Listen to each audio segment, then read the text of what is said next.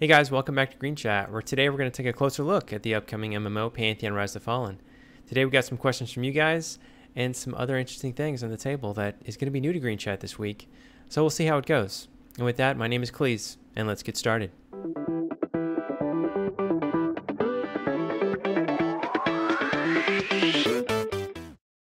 Well, hey guys, hope you had a great week. I know I did. You know what I'm saying? So, with this, I got some questions from you guys.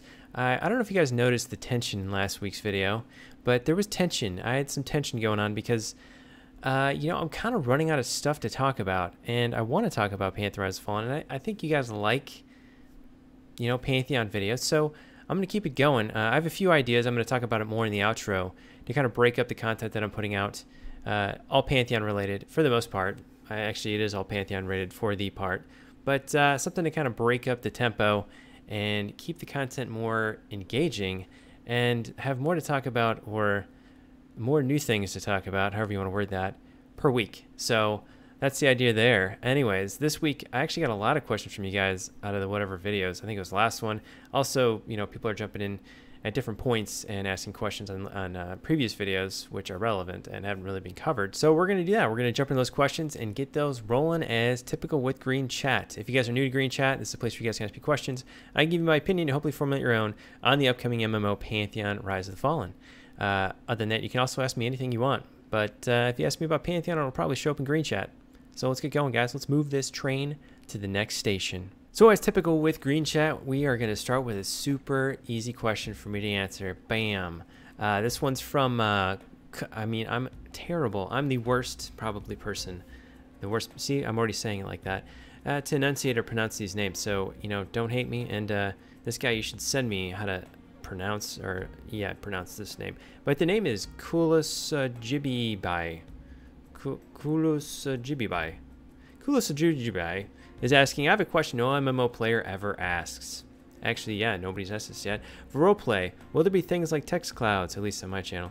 For roleplay, will there be things like text clouds, lots of emotes, and stuff in these games? So what I've noticed is the Western market, at least, it really kind of sucks with the emotes relative to the Asian market, or Eastern market, whatever you want to call it.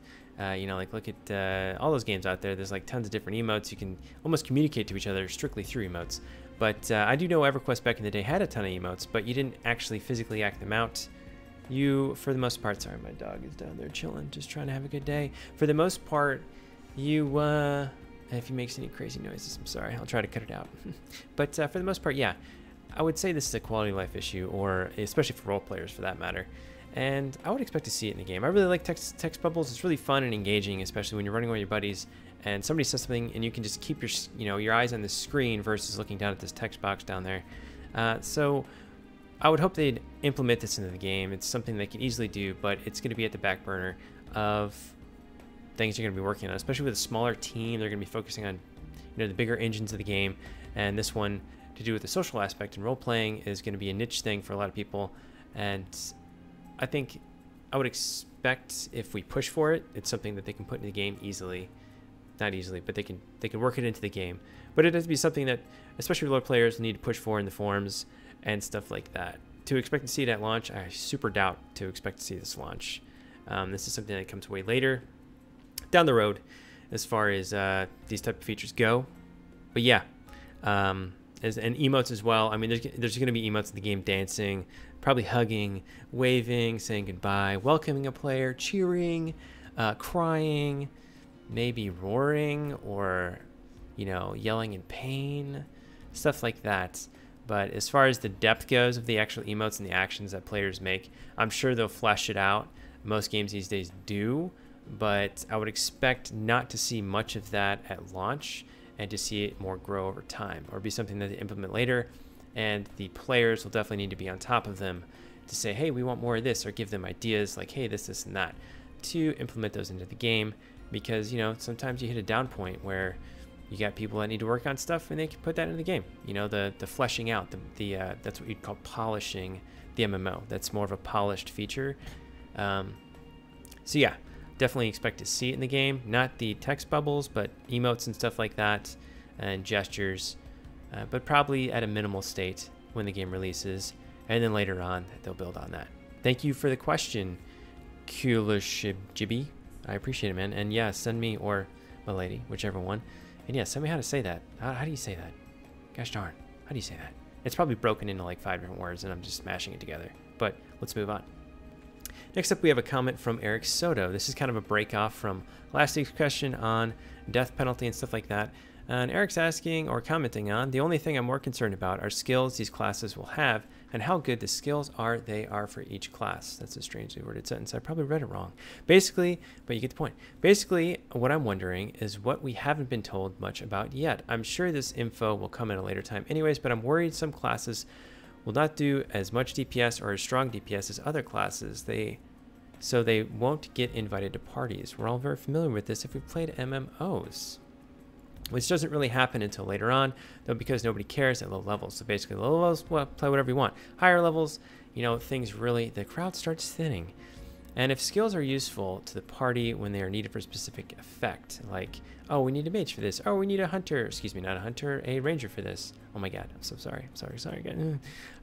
Like I just don't, like I don't just want mages to do AoE, sleep, bind, CC, etc.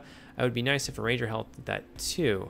Just for an example, not really what I want a ranger or want out of a ranger. They did say each class will have its use for the party, but I want to see for myself when this info comes out, and if new classes is released down the road, hopefully that new class doesn't have similar useful skills that overshadow other classes to the point of not picking the old classes as much for parties because new classes have the skills too. Holy cow, that's kind of a word twister. But yeah, basically, when you get to higher levels and you're playing a certain class, like you thought it was so cool when you were picking your class out, and now you're at high level and you just realized you picked the worst class in the game to pick. Because, you know what? That might exist. There's going to be, I mean, it has to exist. There's got to be a least favorable class and a most favorable class across the board. Whatever factors drive that, you know, it could be the popularity of the class that's being played. It could be many different things. You know, so if it's popular, there's going to be tons of them, you know. That means you got to be that much better to really stand out. Some classes are super easy to play. Like, they're not super complicated to play, so they're easy to execute. Those would be a low skill ceiling class, not a low skill floor class. Actually, never mind the skill floor, but, you know, the skill ceiling for the class is rather not very high, so it's easy to achieve for most players, so it'd be harder to get picked because there's a lot of you that can play that class well. You see where I'm going with this. Basically, how do you really avoid that when creating MMOs, or how would you avoid that when making Pantheon Rise of the Fallen, especially when they're asking for interdependency between classes and for them to be so diverse to really not cover their own jobs? And with that being the case, for only 6 people in each party, at least when you're running around grouping at higher levels, not so much raiding, why would you choose any other class that doesn't fall into that archetype of you're amazing and you're the best classes in the game? So, one of the things I've looked into with this, there's also an awesome comment from Sir Todd Curtis, which I'm going to cover in a second because he responded to Eric Soto. But one thing I looked up that I thought was interesting is, to give a little perspective, is I wanted to see, at least when people mention they want balanced classes, what does that really mean? So I looked at the definition of balanced. I felt like this was actually kind of interesting. As balance is a condition in which different elements are equal or in the correct proportions. So do you want, is Pantheon going for balanced classes? Absolutely not. So what's interesting is what Pantheon Rise of the Fallen is going for is not class balance. They don't want the classes to be balanced. They 100% want classes to be better at some things than others. That could be DPS, that could be CC, that could be the way they pull, the way they navigate, the way they buff, the way they, you know, just the list goes on. So they want to create niches for these classes to have specific roles and excel in those roles. So that would mean, for example, if you're going for a dungeon, your class may limit you depending on the environment of that dungeon, depending on the situations in that dungeons, that would call for your class's abilities.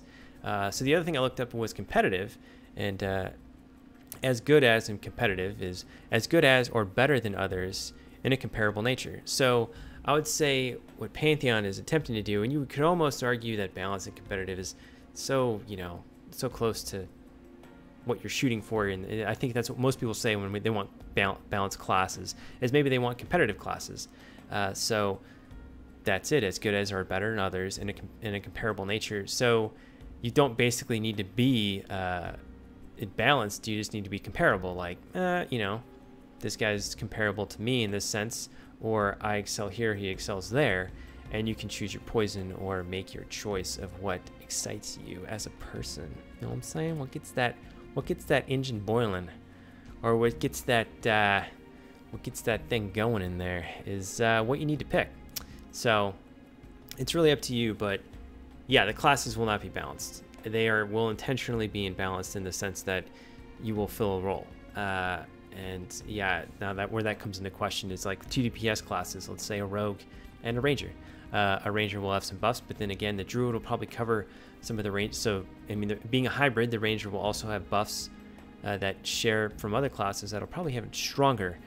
So they have to kind of find a way to make those unique. That's why hybrids are always so difficult. Usually the hybrids are the ones that struggle with this, but Japet has mentioned that he really wants to make this a serious effort to make it awesome and make it work and make them competitive to where they will be desired. He wants every class to be desired, and I think if the moment where they become undesired, they will take a close look at that class and a close look at all the other classes and find a way to, without homogenizing everything, improve it and make it more competitive. That will always be a step towards more competitive play between your classes. That is what I would expect from Pantheon Rise of Fallen. Now, Todd Curtis gave a good comment to this. He said, this is kind of an excerpt from what he said. He said, looking back on when I played EverQuest, when it first came out, I can honestly say I cannot think of one class I did not want to play with. I would totally agree with that statement.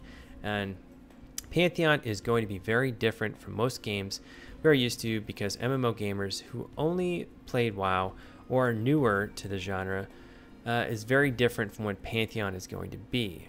Some will like it, but most won't. Pantheon will not have a huge player base, and they are not going for that, which is a fantastic in my opinion.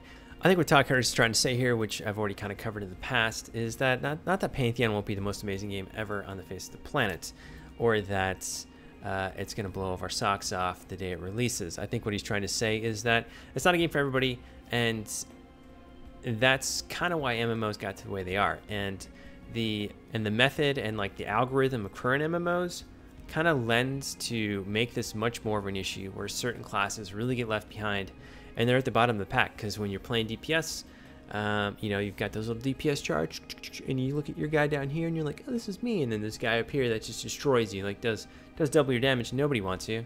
You're terrible. You're terrible to me. So I don't think it's going to be that drastic. You're going to see that the classes are so different, and the nature of it and how it all works out is really, it's more of a competitive, it's an actual competitive environment versus a balanced environment, which is what MMOs have really leaned towards now. A lot of MMOs out there are balanced. I think what Pantheon Rise of the Fallen will be doing is making a competitive environment between even the classes, not so much even the players. You know, players aside, just the classes alone, well, it could be competitive. You'll be doing like you know, if we bring this guy, it'll make this much more easier, but it'll make this a little bit more difficult. If we bring that guy, it'll make this easier, and it'll make that more difficult. So I'm saying, and there's always this trade-off with each class. Now, certain classes, there's only usually benefits, like enchanters and bards and healers, obviously, because they can heal you. But there will be certain classes that really don't fall into this because they don't really have a large competitive base. Healers, there won't be a large competitive base. Tanks, there will be, and DPS, there will be. But because healers are so few of them, it's difficult for them to really, you know, compete with one another. In most instances, sometimes that's really probably going to come down more to the player than the actual class, and that's where you could throw maybe balance back in there. But yeah, I hope this answers the question, Eric Soto. Basically, don't worry about it. Pick what you want, for sure. Like, just definitely pick what you want, and there'll be a place for you, super likely, if you excel at that class. You know, if anything, at high-level content, you need to excel at it, or at least be average, honestly. Just be a little bit above average, and you'll be good to go. And there is a place for every class.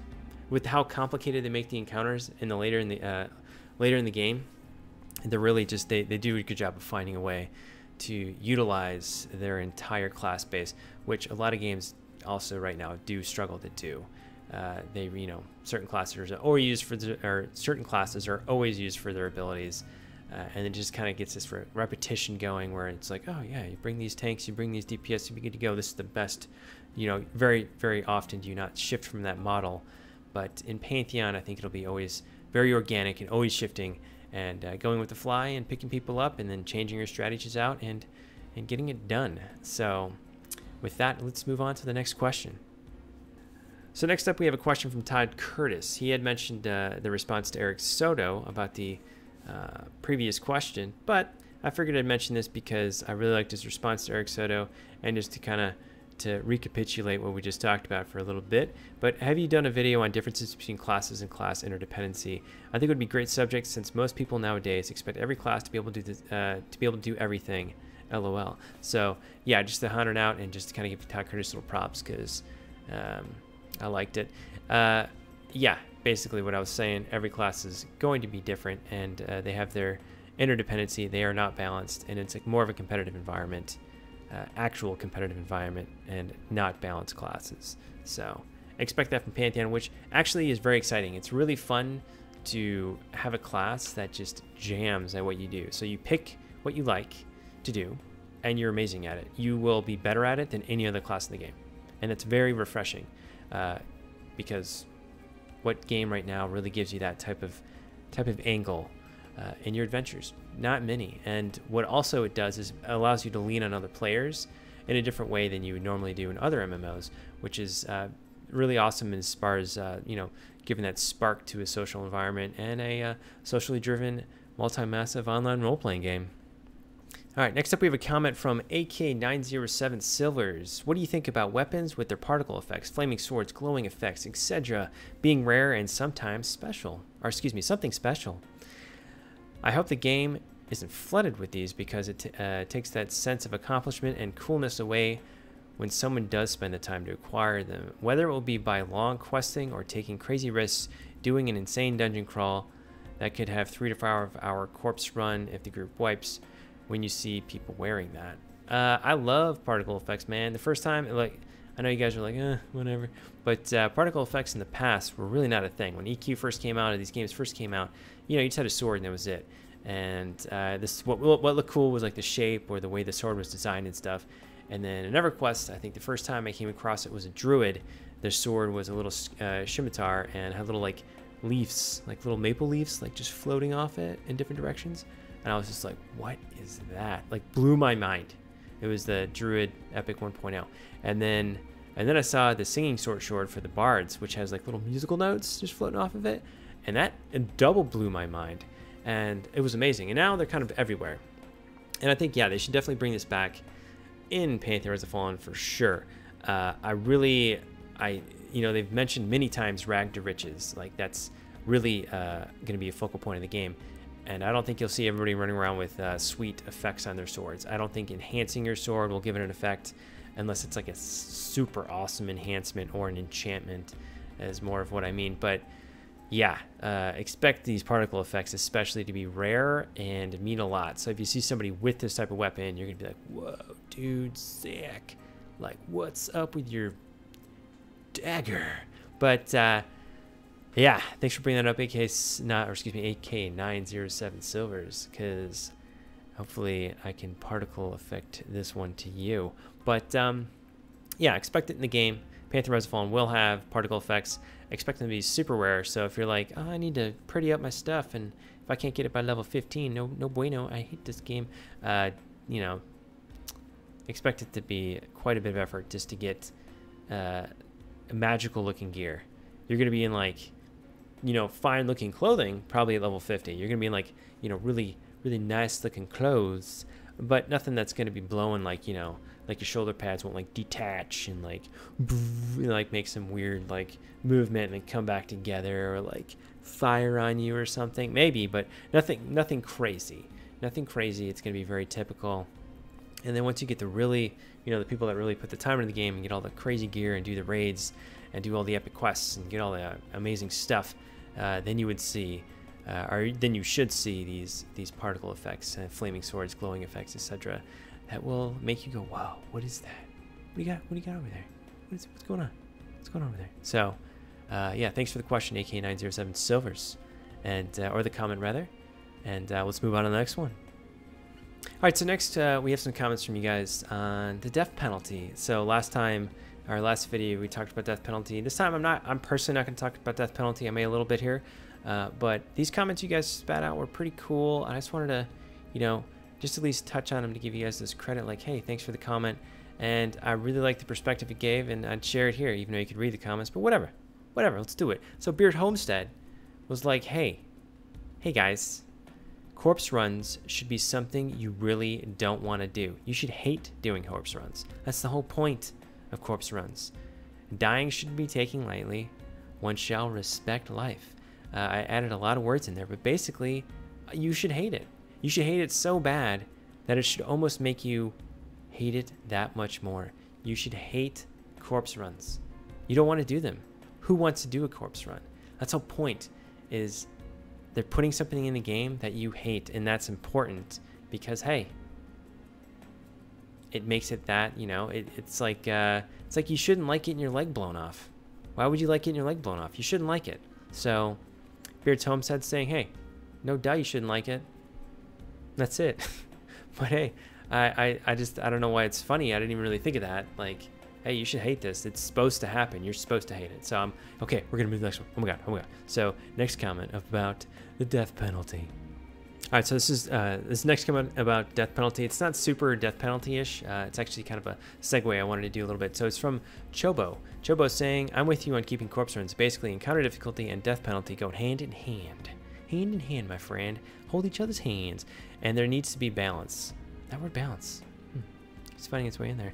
Having non-instance raids puts restrictions on what devs can do when designing the mechanics. So boss fights are going to be easier than the hardest bosses in WoW, Final Fantasy XIV, and corpse runs will be and the corpse runs will compensate by limiting how quickly you can practice the fight.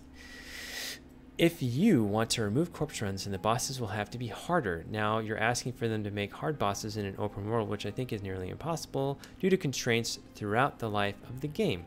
So if you get rid of corpse runs and the XP loss debt means nothing to a max level player, what do you make the death penalty time consuming to limit how often you can attempt the boss in a single night? Sorry, I don't know if that sentence made sense, but I read it as worded. So basically, yeah, he's saying, hey, these need to be a thing. But one thing about this comment here that I wanted to jump into is that the encounters, he mentioned that death penalties will be the compensating factor for encounter difficulty. Like Pantheon will only be able to make their encounters so difficult because it is an open world that they will hit a ceiling in a sense, and they will need to have this death penalty where you do need to do a corpse run to make it more difficult. Now later I'm going to mention a bunch of people were like gave some recounts, especially now that they're playing EverQuest at this time on P99 in 2002, and they mentioned some things on how long it takes their corpse runs recoveries, and it's actually not as long as I thought. But anyway, they will 100% be able to make extremely complicated and difficult bosses because it's an open world. That would be my argument. I could mention some fights that I've experienced in EverQuest and stuff like that, but just think about it. You can bring an entire zone into the fray when you're dealing with these boss fights. You don't need to just make it one dude like a dragon in a cave, and that's it. You know, that dragon can be in the cave, and it can have like alcoves. I'm not sure of the vocabulary to describe this cave. Basically, the cave could have other caves connected to that cave where groups have to splinter off and perform functions in different areas of this cave, covering a very large area that's very difficult to coordinate, so you'd have to assign. I mean, this happened, I've been in an encounter where you had to do this in EverQuest. You had to break up into, you know, like 5 different groups, and then there was a core group fighting the main guy, and depending on what happened in there, he would call for like assistance or something, and then other stuff would be happening in different areas that you had to respond to and do it in the right order, and all this crazy stuff. Basically, there comes a train again.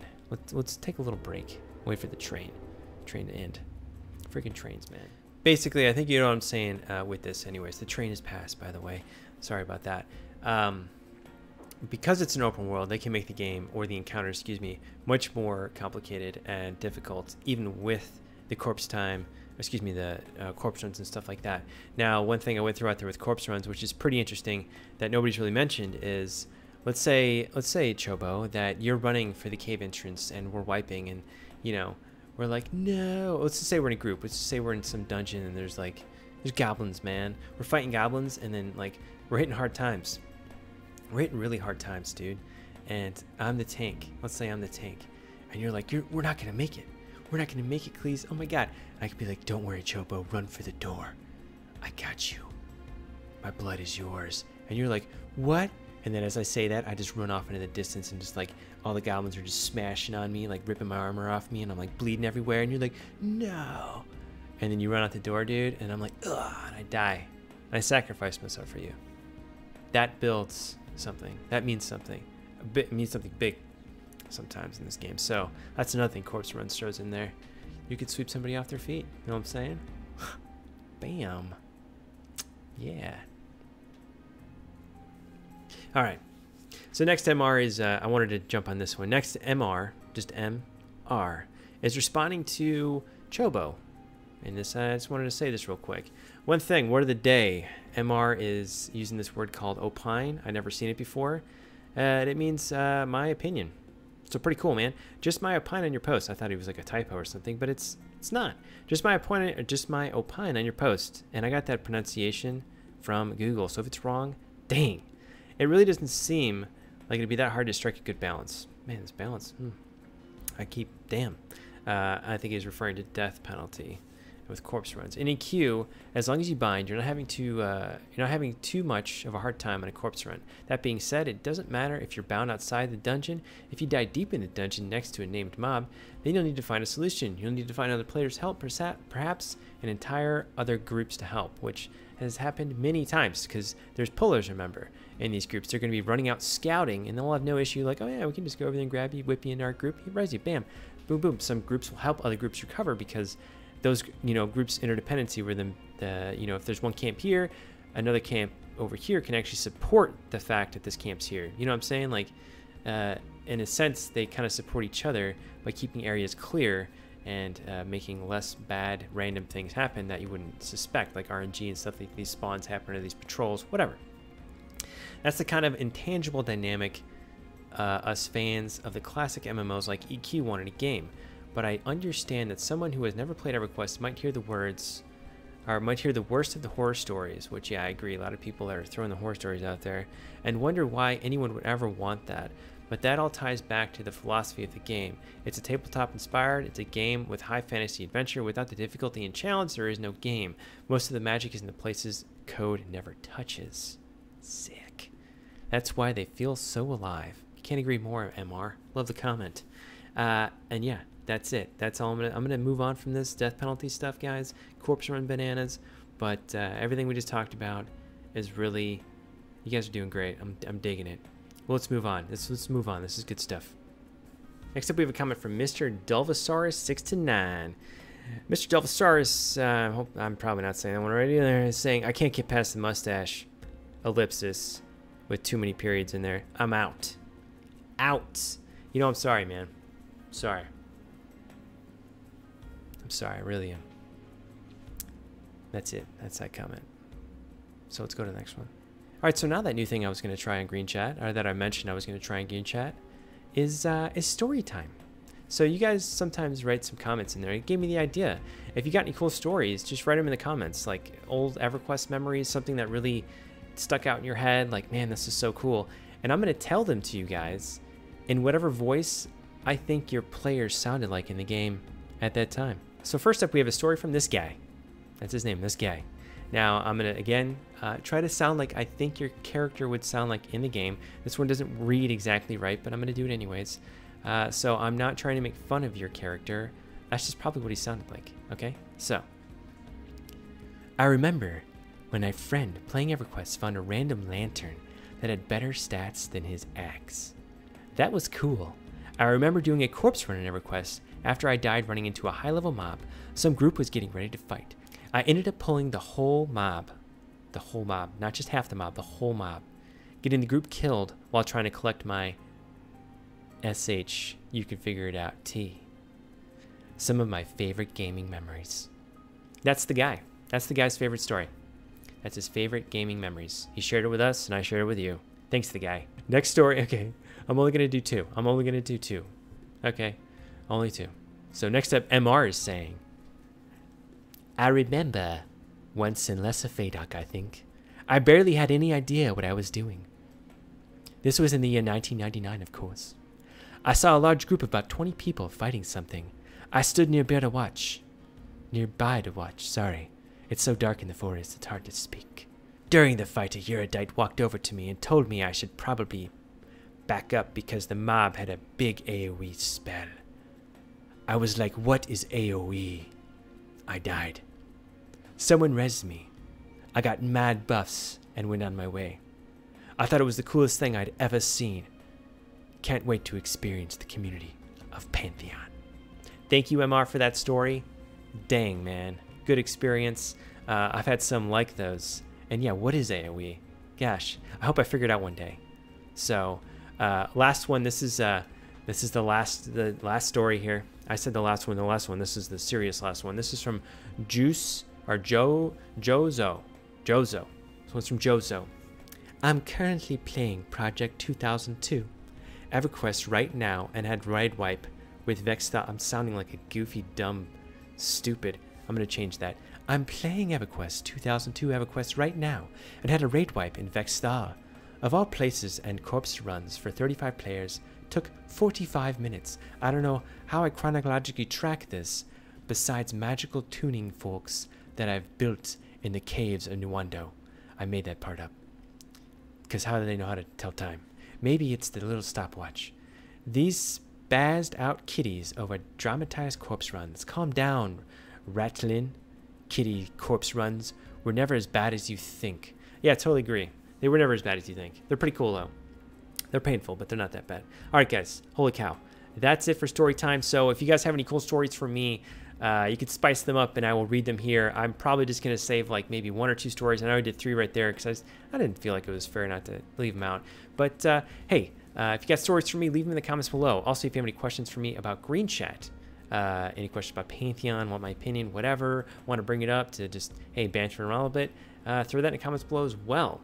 Throw that down there. Also, I wanted to bring up something that I might be doing. So the thing that I was talking about to break up the content is I've been thinking about making a little channel. I mean, the same thing as Green Chat, but also in reference to Pantheon. But I'm not sure what I'm going to call it yet, but it's mostly about raiding. So I've always had this desire just to kind of make like a raid college or a school, because I've been a guild leader forever. I've been a raid leader forever, like years. I've been officers in so many different guilds. I've ran guilds into the ground. I've built guilds from the ground up many times.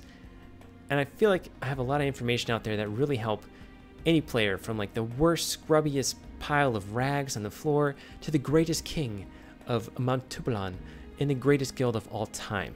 Like, because not everybody can have every experience and know everything. And often we don't share things with each other. We keep these as little trade secrets for some reason, because honestly, sharing them would hinder your performance in those environments. So yeah, I'm not sure what I'm going to call it yet, but it's going to be like a raid college thing.